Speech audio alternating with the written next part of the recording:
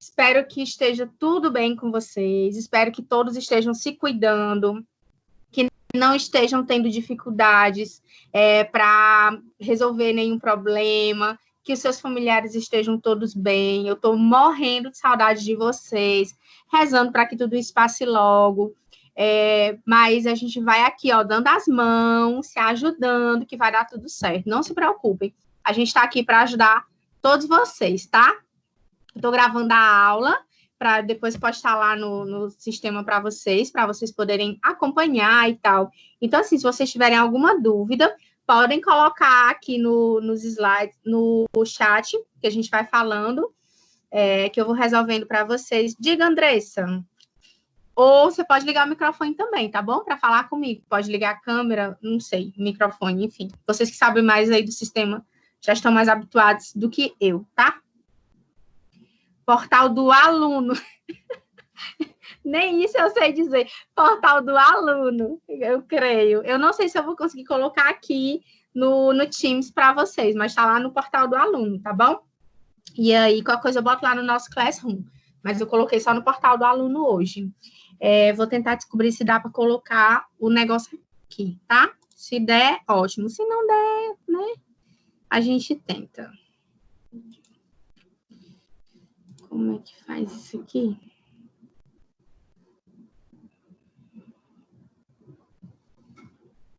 Não sei. Será que é reuniões? Ai, gente, não sei. Vamos lá. Sejam bem-vindos, todos que chegaram, que estão chegando. Qualquer dúvida, vão perguntando aí, tá bom? E a gente vai começar a nossa... Para quem não lembra meu nome... Morgana, professora de hermenêutica jurídica. Nossa brincadeirinha de todas as sextas-feiras, né? Depois, pós-feriado. Vocês entendem, né? Tinha que quebrar o gelo. Galera, seguinte, na aula passada, vou falando logo da aula passada. Na aula passada, a gente começou a conversar sobre o Robert Alexei. Eu disse que ele era o meu amorzinho, certo? Gente, o Alexei, ele é um cara extremamente estudioso. Ele é muito interessado e a principal dinâmica dele é estudar os princípios, tá? E inserir os princípios dentro do conjunto normativo que nós possuímos. Então, nosso conjunto normativo se compõe, tem uma tríplice aliança, como se fosse um triângulo, ou, enfim, seriam princípios, regras, normas jurídicas e os procedimentos, né? O Alexei ainda traz os procedimentos como parte integrante desses normativos, tá? Andressa, coloca lá oh, meu Deus, no WhatsApp do grupo dos meninos, os slides, por favor, por favorzinho. Obrigadinha. Sim, o que acontece? Então, o Alexei, o que ele faz? Ele traz para a nossa realidade jurídica a ideia de que os princípios também são normas. Então, a ideia de que eu conversava com vocês, né, anteriormente, de que... Mas não está aparecendo no portal do aluno. E agora, José?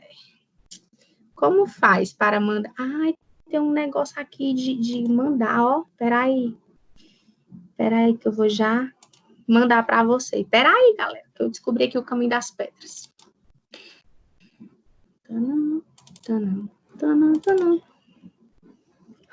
Olha as coisas melhorando.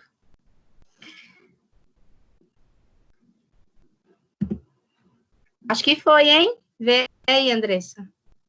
No material de aula. Vários não carregou. Enfim, bora continuar, galera. Sim, o que acontece? Então, o Alexei, ele traz essa disciplina jurídica para a gente, certo?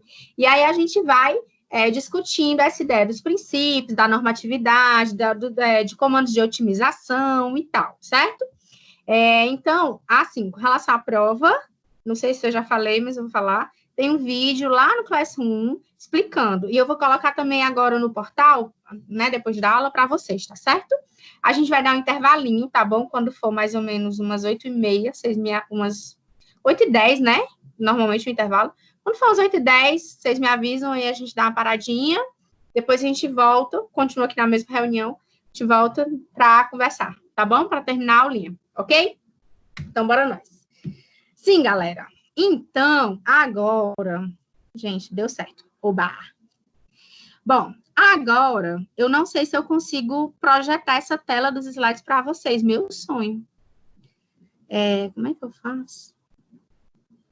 Aqui tem para o chat, não tem para cá. Não. Pode ser aqui. Arquivos, localizar um arquivo. Aqui, hein? Espera aí, galera. Aqui.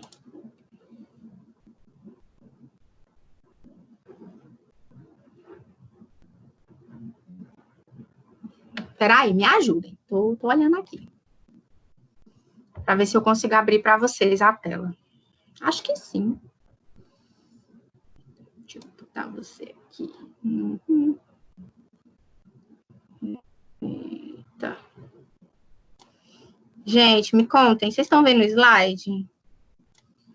Tá, deixa. Tá. Vocês estão vendo os slides? Me contem aí.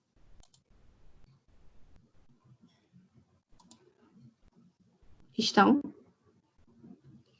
E agora que eu não sei?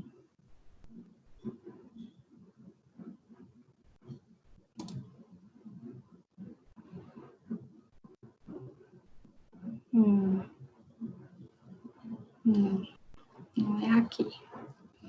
Enfim, cadê? Aqui. Ui, não tô vendo. Não. 3 pontinhos. E vai projetar a tela. 3 pontinhos. Ok. 3 pontinhos. Entrar em tela inteira? Seria isso? Porque eu não estou conseguindo. Não é isso. Ai, galera, queria, mas não sei mexer. Compartilhar, seria isso? Aqui.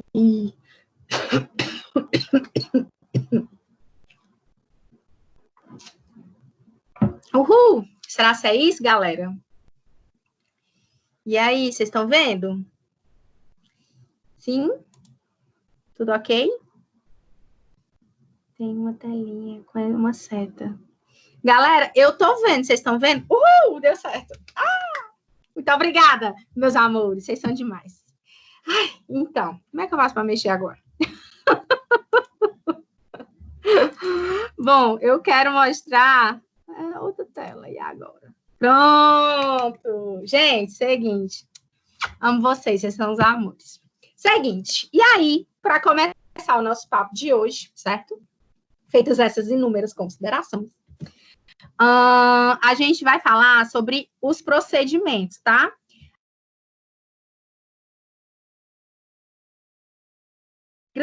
E agora a gente vai falar de procedimentos para encerrar essa primeira parte principiológica. Depois a gente vai avançar no estudo e eu vou falar de outros teóricos e, na verdade, de outros tipos de interpretação, tá certo? Mas, assim, com relação aos procedimentos, qual é a ideia? Vocês precisam lembrar de TGP, Teoria Geral do Processo, e lembrar do procedimento. Não sei se vocês já chegaram nessa aula, mas, assim, a diferença entre processo e procedimento é basicamente a mesma diferença que eu faço entre regras e princípios, que um é corpo e o outro é alma. Seria mais ou menos isso. Os procedimentos são como se fossem os caminhos, os comandos que a gente tem que obedecer para, de repente, chegar naquela conclusão. Ou seja, qual é o objetivo do procedimento? Encerrar uma discussão, me dar uma solução. Se eu encerrar a discussão e dou uma solução, significa que eu atingi os meus objetivos, consequentemente, eu cumpri todos os procedimentos, tá? E aí ele fala aqui, né? Ele me dá 3 posicionamentos. Criação estatal das normas jurídico-positivas, ou seja, quais são as normas jurídico-positivas? São aquelas descritas na Constituição ou no ordenamento jurídico. Gente, nosso ordenamento, ele é basicamente positivo. Por quê? Porque eu tenho quase todas as normas e normas para quase todos os assuntos dentro do nosso ordenamento. A gente não tem muitas lacunas. Eu vou já falar sobre isso, tá? É o assunto dessa aula de hoje também. A gente quase não tem lacunas. Por quê? Porque de um jeito ou de outro, a gente consegue resolver o problema de uma lacuna, ou seja, a falta de uma norma para resolver um problema. a interpretação, ela tem muito esse segredo também, tem muito essa dica de conseguir resolver todo e qualquer problema jurídico. Por quê? Por mais que você se prenda na explicação de alguma coisa ou na resolução de alguma coisa, você consegue entender e dar uma solução, qualquer que seja ela, dentro de uma normatividade. Ou seja, você procura uma norma no ordenamento e você vai encontrar a resposta. Ah, Morgana, mas às vezes não é a mais satisfatória, às vezes não é a mais correta, às vezes não é a mais justa. Gente, mas a ideia da norma, da lei, é que a gente encontre solução para resolver todo e qualquer problema. Por isso que a gente tem também a interpretação dentro dessa forma de solução de conflitos. Porque se você interpreta determinada norma, às vezes ela não se encaixa naquele momento, mas ela pode se encaixar num outro problema, numa outra solução que às vezes você não estava nem enxergando, tá certo?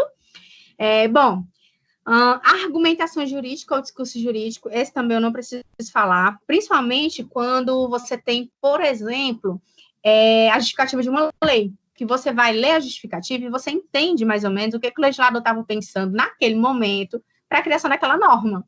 Aí eu remeto vocês lá para a interpretação histórica, lembra? Quando a gente lê a norma, com a sociedade da época em que a norma foi criada. Por exemplo, sei lá, há vários anos atrás a mulher não votava. Aí hoje a mulher tem o direito ao voto. E são conquistas femininas bem recentes, 1960, 1950, para mim recente, tá? Eu não era nascida ainda não, mas eu acho bem recente. Então, assim, são conquistas femininas bem recentes, mas que já carregam em si uma normatividade muito grande, porque em outros países já podia, né? Porque sociedades consideradas mais modernas e tudo. Mas é a ideia de que, eu tenho que ter uma igualdade de direitos entre homens e mulheres. Então, uma coisa vai puxando a outra. Mas naquela época, como era o direito ao voto feminino, naquela época, como era a situação, como era aquela sociedade. Então, quando você estuda uma norma, de acordo com a sociedade da época, você se depara com inúmeras situações em que antes você não pensava. Antes você não, é assim, é assado, quem sabe se for dessa forma ou de uma forma diferente. E aí, quando você vai analisar a mesma norma hoje, tipo, 60, 70 anos depois, você vê muita mudança, porque a sociedade muda muito rapidamente e o direito, o pobre, né, tem que acompanhar todas essas mudanças. Então, assim, você escreveu uma norma, a CLT é de 43, regula as relações trabalhistas, 43. Nós estamos em 2020, passando por uma pandemia, né, que é uma situação totalmente, totalmente fora do contexto, do padrão. A última foi, tipo, há 100 anos atrás. A última bem, bem grave, que, né, foi mais ou menos há 100 anos atrás, que foi, acho que, a gripe espanhola. E aí estamos nós aqui tendo que resolver vários conflitos trabalhistas gerados nessa nova realidade com algo que foi criado em 43. Ou seja, se a gente não pensar, não trouxer essa norma para uma realidade concreta, atual, a gente se perde no tempo e, porventura, se perde nessa interpretação também, tá certo? E, por fim, o processo judicial, né, que é o nosso grande ganha-pão, digamos assim, é o que o direito faz. Porque, Morgana, mas o direito é a solução de conflitos. Mas para acessar ao solucionador dos conflitos, no caso o juiz, a gente precisa de um processo, né? E aí, assim, muita gente da doutrina confunde, e não é uma confusão errada, nem uma confusão ilógica, processo e procedimento. De novo, né? Eu, Morgana, diferencio. Para mim, processo é o grande, digamos, realmente, a reunião de todas as armas, de todas as situações abstratas que envolvem o direito, e o procedimento, que é como se fosse o caminho, que é como se fosse a realização, a materialização daquelas coisas. É uma intimação que você consegue ver, é a petição inicial, que tem o seu pedido abstrato, tem um direito que você acha que possui, e tem o pedido concreto, você escreve e diz, olha, excelência, está aqui, esse é o meu pedido, minha petição inicial. Para mim, o procedimento, ele começa daí, da petição inicial. E o processo, não, o processo começou lá atrás, quando aconteceu o fato que gerou o direito àquela pessoa de entrar com aquela petição inicial, vocês entendem? Então, é mais ou menos essa ideia. Tem uma grande parte da doutrina que não diferencia, que chama processo, procedimento, tudo a mesma coisa. Eu, por uma questão de hermenêutica, né, puxando a sardinha, por uma questão de interpretação, prefiro compreender dessa forma. O que também não é errado e que para vocês também vai ser bem prático. Hoje, que o processo é virtual, talvez seja um pouco mais difícil materializar, porque você não consegue pegar no papel e saber como é aquela petição em papel e tal. Você não vai ter o prazer de assinar a sua petição, ganhar uma caneta para assinar. Por outro lado, o processo virtual, ele dá uma transparência maior, porque você tem mais comodidade para olhar, você tem mais comodidade para acessar as páginas e tal. Então, assim, tudo tem suas vantagens e desvantagens, galera. Mas a ideia é que você chegue no processo judicial e que esse processo ele tenha uma solução. Tem que ter uma solução. Sabe uma coisa? Quando eu me formei, há alguns aninhos atrás, o maior medo que eu tinha na vida era de não saber responder a um cliente. Tipo, o cliente chegava no meu escritório, né? E dizia, doutora, aconteceu tal coisa. E eu, meu Deus, olhava para ele assim, faço ideia do que esse homem tá falando. Esse era o meu maior medo. Morgana, já aconteceu? Já aconteceu, sim. Já aconteceu de chegarem clientes para mim e eu não saber a resposta. Mas eu decidi, né, e recebi esse conselho de pessoas mais experientes, ser honesta. Sempre ser honesta. Dizer a verdade. Olha, senhor, eu não sei. Eu não faço ideia. Mas eu vou pesquisar. E era o grande ganho que eu tinha, talvez o grande segredo, era esse. Eu ia pesquisar. E eu realmente pesquisava. Vocês vão notar ao longo do nosso curso, né? Se Deus quiser, a gente vai se encontrar em outras cadeiras. Vocês vão notar que eu vou prometer e vou procurar para você. E, de fato, porque eu realmente não vou saber. Eu vou dizer, olha, vou procurar. E na aula seguinte eu trago a resposta. E eu trago, né? Principalmente porque a Andressa, graças a Deus, me cobra as coisas, né? E aí, eu trago o que você me pediu. Por quê? Porque eu vou pesquisar, eu vou estudar. E isso eu aprendi na minha faculdade. Eu aprendi a pesquisar. A gente aprende a pesquisar as coisas. Isso é muito importante. A segunda coisa muito importante para o processo ter um segmento bacana é provar. Não alegue nada que você não possa provar. Realmente, não alegue nada que você não possa provar. Lembre, você é advogado, futuro advogado, operador do direito. Operador do direito, ele trabalha com prova. Então, eu não vou entrar no processo judicial que ele não esteja bem fundamentado. Alguém quer perguntar? Pode perguntar, viu? Tô com o chat aqui aberto, tô adorando esse negócio, que eu tô vendo tudo. Tô vendo vocês, tô vendo o chat, tô vendo meus slides, tá uma delícia. Agora que eu me entendi com o sistema, né, galera? Bom, que temos aqui? Não, cadê? Volta. Ainda tô aqui. Tô vendo. Tô vendo. Depois eu peço para ligarem as câmeras para a gente conversar um pouquinho depois da aula, viu? Tô com saudade de vocês. Bom, e aí, 2 aspectos na justificação das decisões. Gente, o que é a justificação da decisão? É como se fosse aquele motivo que o juiz teve para dar determinada decisão. Claro, no nosso ordenamento jurídico, no Brasil, a gente precisa fundamentar as nossas decisões, né? Mas existe um princípio chamado princípio do livre convencimento motivado, que o juiz ele vai firmar o convencimento dele para julgar o processo, porque ele precisa dar uma solução, galera. Se ele não conseguir dar uma solução, ele não vai estar cumprindo a prestação jurisdicional dele. Como assim, Morgana? O juiz, ele precisa ter consciência do que fez ele chegar naquele julgamento. Por exemplo, eu sempre gosto de questionar, né? E é uma dúvida que me assola e que eu vou morrer com ela. Quem matou Isabela Nardoni? Ah, professora, foi o pai e a madrasta da menina. Não sei o quê. Mas eu não vi o processo, não vi. Então, eu não tenho como afirmar com certeza absoluta que foram eles dois. Pesa uma grande dúvida e pesa um grande, né, circunstância para eles dois. Tudo leva a crer, né, pelo conjunto probatório dos autos que foram eles. Daí a importância do conjunto probatório. Tipo, eu, Morgana, não sou uma pessoa tranquila porque eu não sei essa resposta, certo? Mas, ao mesmo tempo, o judiciário ele tinha que dar uma resposta. Então, se ele não podia conseguir reunir todas as provas e dizer, olha, foi o fulano, com certeza absoluta, porque aconteceu isso, assim, assim, assim, do jeito X, Y, Z. Mas o juiz fez a parte dele. Colheu todos os depoimentos, olhou todas as provas, fez um julgamento aberto, totalmente com total ampla defesa e contraditório, possibilitando que as partes pudessem, né, argumentar e discutir, e que ele chegasse no livre convencimento motivado dele. E é isso que dá a nós a segurança jurídica, é isso que dá a nós aquela certeza, aquele quentinho no coração de que a decisão foi justa, ou a decisão foi certa. Galera, conceitos de justiça e de certeza são muito abrangentes. A gente teria que gastar, talvez, o curso inteiro, e eu não sei se a gente chegaria numa solução.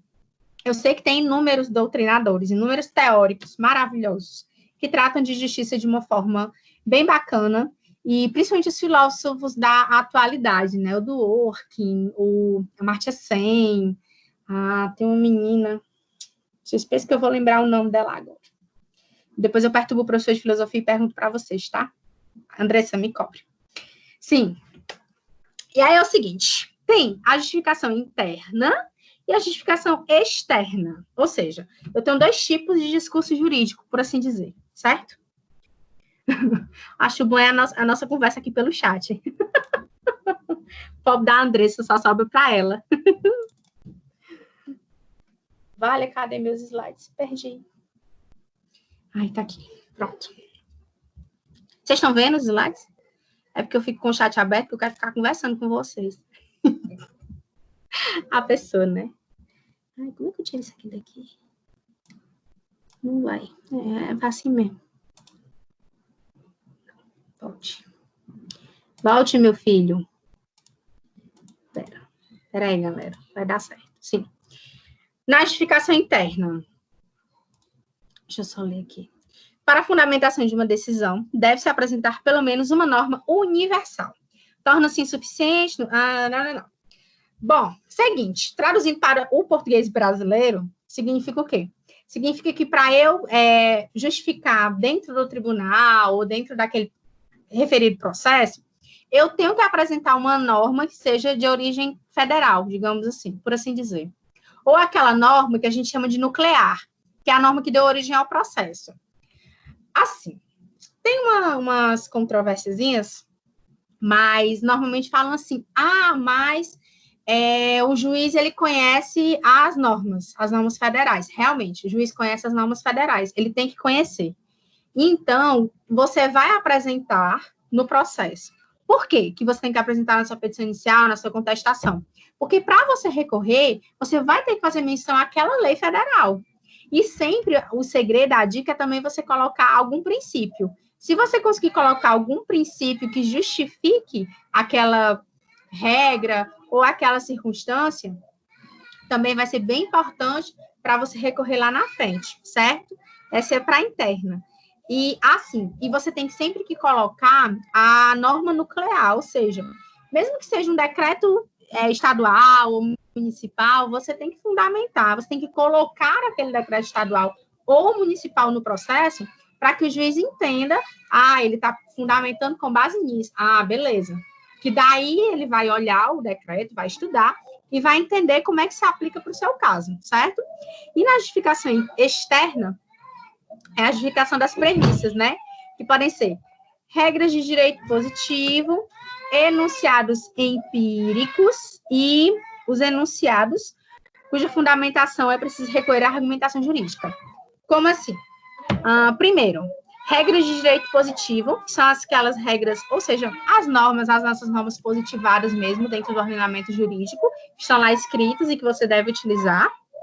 Os enunciados empíricos, gente, é mais com relação a questões de prova. Por exemplo, você precisa de uma prova bem diferentona para o seu processo.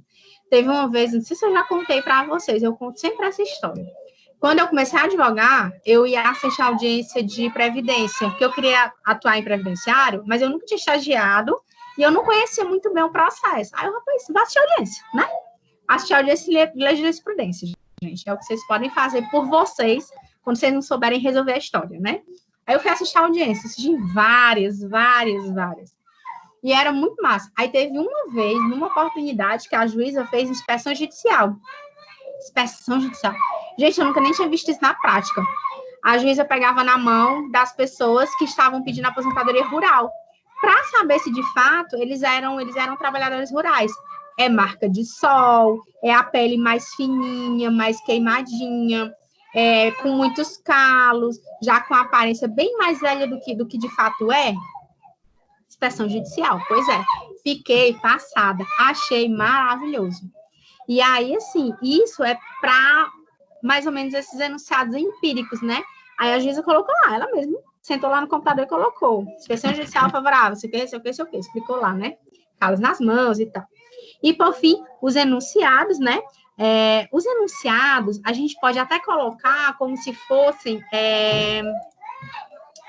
a gente pode até colocar como se fossem enunciados de súmulas, jurisprudências, orientações jurisprudenciais relacionadas com aquele trabalho. Gente, Nailton é a minha menina, no caso. Sinto informar. É a minha menina na porta e eu não posso sair e é isso. Minha mãe tá lá tendo que dar conta dela, mas quem está chorando é a minha criança. E eu não posso desligar o meu microfone. Vocês precisam de mim. E eu de vocês. Desculpa, gente, perdão. Maria Cecília tá... O problema que eu terei que resolver aí na próxima semana. Mas vai dar certo. Torçam por mim, rezem por mim. Beleza, entenderam essa parte, galera? Tranquilo até agora? Tô falando muito ligeiro, me ajudem. Estou falando muito ligeiro, tirando a interrupção de Maria Cecília, vai dar certo. Vocês estão vendo, né? A gente tem 11 slides aí para conversar hoje, tá? Vai dar certo. Sim. Continuando, né? Alexei vislumbra... Não, gente, eu não estou sendo ruim, não. Mas ou eu dou aula para vocês, ou eu cuido dela. Já que eu sento com ela aqui e vou dar aula, e a aula sendo gravada. Não tem condição, galera. Não dá. Tenho que continuar aqui, abstrair, tentar dar aula. Confesso que me desconcentro, mas vamos tentar. Enfim. O Alex tem os grupos dele de argumentos, tá? Ou seja, argumentos interpretativos. Aquelas coisinhas que a gente pode utilizar. Gente, como é que eu faço para parar aqui a reunião, hein? Será que se eu parar a gravação, volta de novo, hein, ao normal? Ou eu tenho que começar tudo de novo? Me ajudem aí, já aconteceu com vocês? A gente já está com 37 minutos, em tese já dá para dar uma paradinha. O que vocês acham?